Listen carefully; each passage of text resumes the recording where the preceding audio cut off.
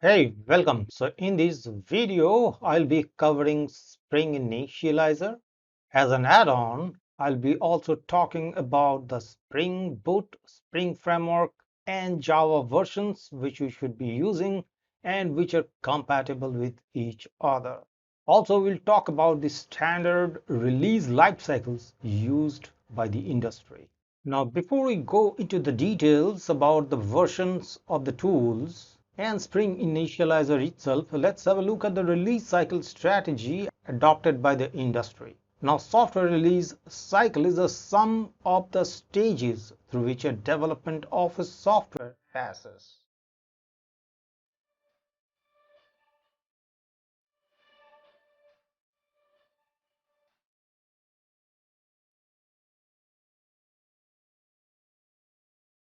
Now, in this slide, I'll be talking about the important points or milestones in the software release cycle. So the first, you can see the GA, which means a general availability release. And these releases are usually very stable and feature complete. Next comes RC, also known as release candidate.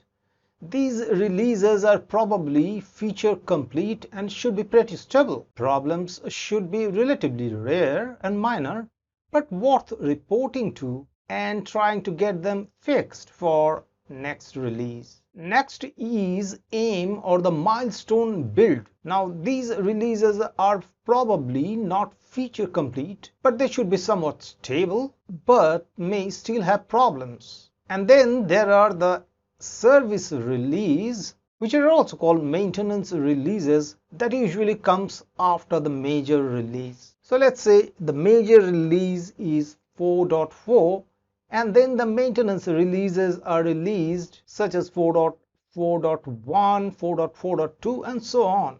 Now why I'm talking about all these things, because of the fact that you will see all these terms when you actually do a research regarding the versions that you need to use for your tools, so not necessarily Spring Framework or Spring Boot. And this knowledge and understanding come in handy when you decide upon the version of the software you want to use. Now let's take a look at this document which is related to the Spring releases. Now we can look at the version 5.3.4, which is the version we'll be working with. If you go through this release document, you can see a lot of other releases. In fact, the entire release history for Spring Framework 5. Not to worry, I'll be pasting the link of all these sites that I'm visiting in the description below. Now this document is all about Spring Framework versions, and here you can see it says 5.3.x is the final feature branch of the 5th generation. And if you go down further, you can see the JDK version range and the compatibility. So it says Spring Framework 5.3.x compatible with JDK 17 release. Now JDK 17 is, I think, is yet to come, so we'll work with JDK 15 only, with which Spring Framework 5.3.x is compatible.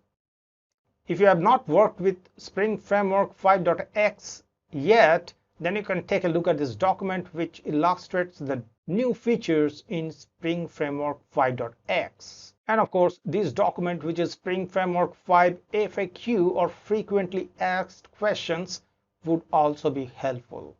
Now, realistically, you'll find Spring versions 4.x to 5.x used by companies and corporates, though sometimes you'll come to see the legacy 3.x as well. Now, the initial Spring release was 17 years ago, with major framework versions being released almost every 3 to 4 years. In general, the newer Spring versions build on top of the older Spring versions and have minimal breaking changes. So all the core concepts that you are learning for Spring version 3 or 4 are still true for Spring version 5. Now, if you had been working or are working with Spring 4.x or even the previous version 3.x and you want to upgrade to Spring Framework 5.x, this is a relevant document that you can go through. Not to worry, I'll be pasting all the links in the description below. Now let's talk about the Spring Boot versions. What is the latest Spring Boot versions? It's 2.4.3 as of recording this video, and we will be working with this version of Spring Boot. Now here is a document. You can see it says Spring Boot 2.4.0 available now, and time has passed and Spring Boot has upgraded to 2.4.3. and switching to the new tab, you can have a look at this document, which is Spring Boot Wiki, and there are certain information here along with the release notes. Here you can see the latest stable version is 2.4.x. However, 2.5 is to be released soon. Take a look at this document as well, which is the Spring Boot open source project on GitHub. Now I'll talk about a bit about Java. Now, what Java version does the latest Spring Boot support? Now Spring Boot 2.4.0 and therefore the latest Spring Framework version, which is 5.3.x, supports Java 15 while also remaining compatible with Java 11 and 8. Now, if you are building new Spring Boot projects, the version of Spring you are using is already predefined for you. For example, if you are using Spring Boot 2.4.x, let's say, then you will be using the Spring version 5.3.x. Now let's scroll down a bit, and here you can see the Java releases both LTS and non-LTS. So LTS means long-term support. So here you can see this is the version we'll be working, which is JDK 15 non-LTS, and release is September 2020. And that's all for versions of Spring Framework, Spring Boot and Java, and we'll go back to Spring Initializer now. So here we are in the Spring Initializer. On the left top corner you can see the hamburger icon. When I click on this, you'll get some important links, which is discover all Spring projects and guides, what's new with Spring, and migrating to Spring Boot. Okay, let's dismiss this and come back to Spring Initializer front end, and here under the project heading you can see the Maven project and Gradle project are the options we have. We'll be using Maven only, but if you're new to Maven or have no information about Gradle, let me introduce them. Maven is a build automation tool used primarily for Java projects. Maven can also be used to build and manage projects in C#, Ruby, Scala and other languages, right? And Gradle is a build automation tool as well for multi-language software development. It controls the development process in the task compilation, packaging, testing, deployment and publishing. Notably, Gradle supports Java, C, C#, JavaScript and so on.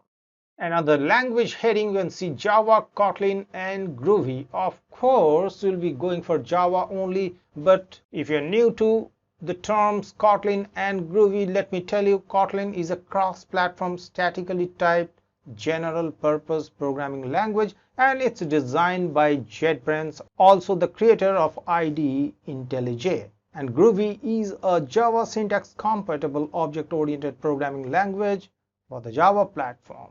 Now, if you have not watched my earlier video, let me introduce you to Spring Initializer. Spring Initializer is a web application which you can use to create and download a basic Spring Framework Spring Boot project structure with all added dependencies. To reiterate, dependencies are simply the Java files or the libraries that are required to compile and deploy a project. Okay, now let's come down, and under the heading Spring Boot you can see the various release options, which are 2.5 snapshot, milestone and stable release 2.4.3. Of course, we will be using 2.4.3, which is selected by default, and definitely not snapshot or the milestone.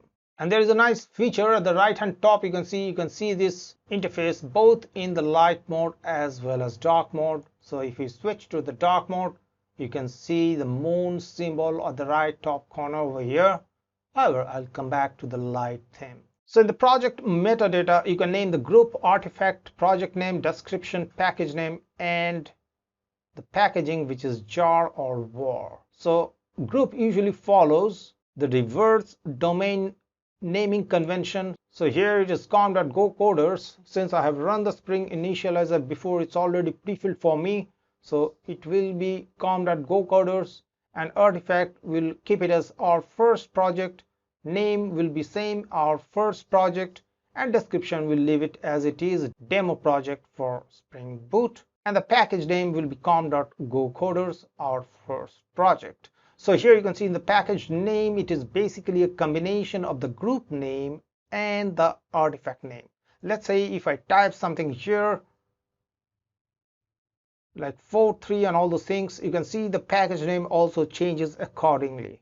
Okay, we'll keep it at our first project, and then packaging will be jar or var. So var, web archive, will be going for the jar, which is Java archive, and then the Java versions definitely will be selecting the Java 15. However, you can go for Java 11 or the Java 8. Now here what you can do is either you can directly click generate if you don't need any dependencies, or you can simply go to add dependencies. So if you click on this add dependencies button, there is a shortcut, you can see Control+B. I'll click on add dependencies, and here you can see you can add dependencies. In the top search bar, you can search the dependencies, or you can simply scroll, and there are numerous dependencies over here. So let's say we'll be going for Spring Web, and if you type over here, you can see Spring Web over here. It says build web including RESTful applications and so on. So let's click on these dependencies, and you can see over here on the right pane it is listed that Spring Web is the dependency we added just now. So if we click on the explore button, let's see what happens. So here you'll be able to see the project structure prior to downloading. So here you can see the POM highlighted. Now POM means project object model, which lists all the dependencies that Maven is adding for us. So here at the top you can see Springboard version 2.4.3 that you'll be using, and if you scroll down you can see the other dependencies as well, including Spring Boot Maven plugin. So from here right now you can download the project structure, you can copy the contents of the POM, and if you see the left pane you can see the .git ignore file has been added. Now if you don't know what .git ignore is, if you're using Git for version control system, then the .git ignore file will help you to avoid packaging files like .class or other compilation artifacts prior to building the jar file of your application. So ambien, this is the Maven wrapper, and there is a help.md which is a markup file, and ambien w and ambien w.cmd are files related to Maven which helps you to build the application. Currently they are grayed out because we have not downloaded the application yet. And finally there is a pom.xml which is already displayed on the right pane. If we expand this node, you can see the entire project structure, which is main Java com GoKoders, our first project,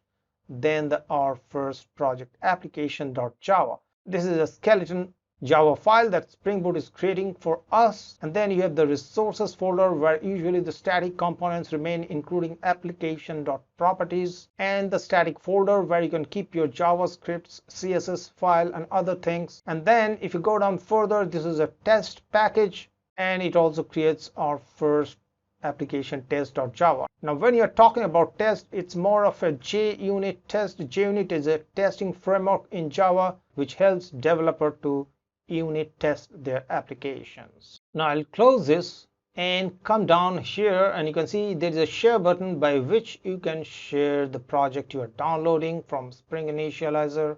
And finally, when you are done with everything, you can click on the generate button, and these will generate the project as well as download it. Now we'll click this generate button, and it says generating, and you can see it has downloaded the file, our first project.zip, and here you can see it is named after the artifact name. In our next video, we'll be importing this file, our first project.zip, within Spring Tool Suite STS IDE, and we'll go into the details of the project structure and Maven dependencies as well as the POM file. And there we'll get to see exactly what version of Spring Framework we are using, and of course what version of Spring Boot you're using. So hope you enjoyed the video. If you're enjoying the videos from GoKoders channel, please like and share the videos, subscribe to the GoKoders channel, and turn the bell notification on so that you are notified whenever I publish a new video.